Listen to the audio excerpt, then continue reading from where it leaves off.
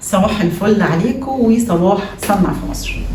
مكملين في شركات تصنيع الماكينات ومكملين في الجزء الصناعي.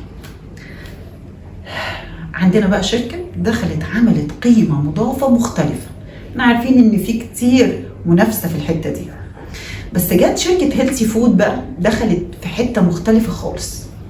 بقت بتعمل الماكينات بتاعة تصنيع الانتاج الغذائي. عشان كتير دول بيعملوها عندنا، بس المخبوزات، السناكس، الشيبسي بقى والبسكوت والكلام ده.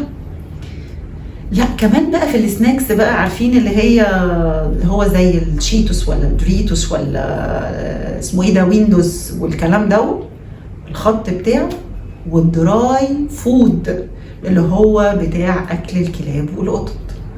شركة هيلثي فود قدرت ان هي تخش في حته ما كانش كتير بيشتغلوا فيها. يعني فكره خط المخبوزات ده طول العمر كنا بنشتريه من بره، من ايطاليا.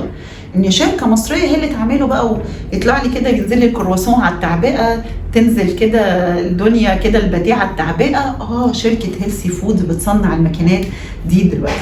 بتعمل كمان الماكينات بتاع انتاج المكرونه، الماكينات بتاعه انتاج الصابون، الماكينات بتاعه استخلاص الزيوت، الماكينات بتاعه انتاج الزيوت.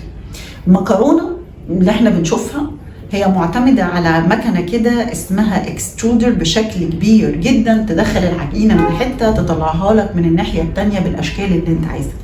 دي كانت بتيجي من ايطاليا، دلوقتي بتتصنع في مصر.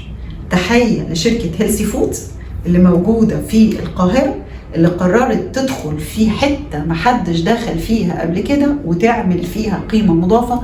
وكانت أغلبية الماكينات دي احنا كنا بنستوردها من إيطاليا. صباح الفل عليكم وصباح صنع في مصر.